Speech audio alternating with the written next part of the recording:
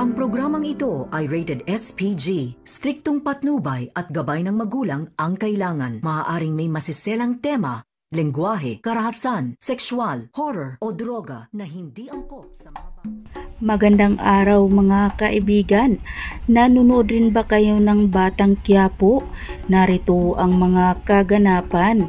Hindi nga nagsisisi itong si Ramon na si Tanggol ang kanyang pinapatakbo na mayor. Hangang-hanga nga ngayon itong si Ramon sa kanyang anak dahil sa maawain ito at mabait pa at higit sa lahat ay matulungin ito. Handang ibuhos ni Ramon ang kanyang kayamanan.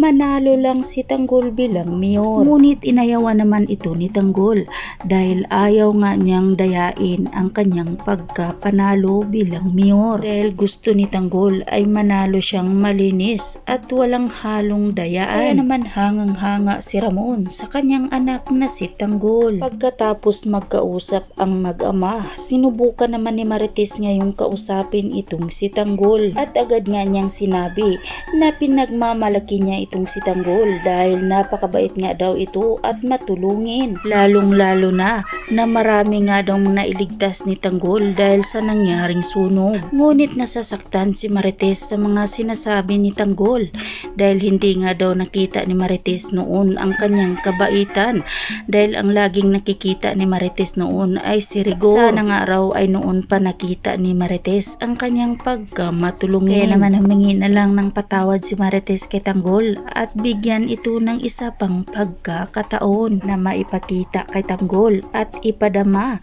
ang kanyang pagmamahal bilang isang ina. Samantalang hindi naman nagpapahuli itong si Jackie dahil pinupursige niya itong si Miguelito na kailangan niyang maipasagot itong si Fatima para magagamit nila si Fatima bilang isang suporta sa malalapit na eleksyon. Habang si David ay nalalaman na nga niya na tatakbo si Tanggol bilang mayor. Galit na galit si David kay Tanggol dahil siya nga daw dapat ang sa pwesto ngayon ni Tanggol. At dahil ay nalaman na nga ni Miguelito ang ginawang kalukuhan ni David sa kanya, agad pinahanap ni Miguelito si David kung saan ito naroroon. At nang nahanap na nga si David, agad namang sinabi ni Miguelito na niloloko nga daw siya nito at peke nga daw ang dokumento na binigay ni David sa kanya. At bugbog sirado na nga itong si David kaya nagmamakaawa ito kay Miguelito at sinabi niya ang kapatid niya itong si Tanggol. Gagamit nga daw ni Miguelito itong si David dahil malaki nga daw ang maitutulong ni David. Dito na nga naisipan ni Miguelito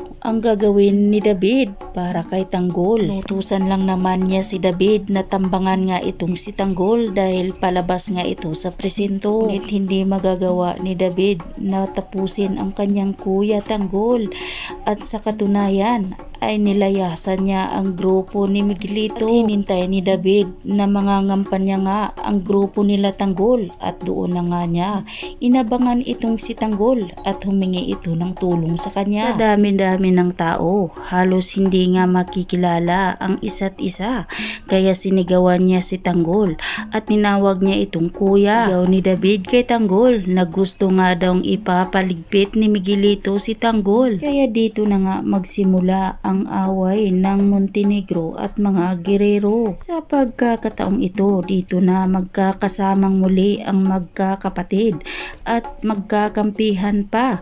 Kaya naman mga kaibigan, abangan na lang natin ang mga susunod pang mga kaganapan dito lang sa Batang Quiapo. At huwag po sana ninyong kalimutan na i-like, i-share at pahingi na rin ng isang subscribe. Maraming salamat!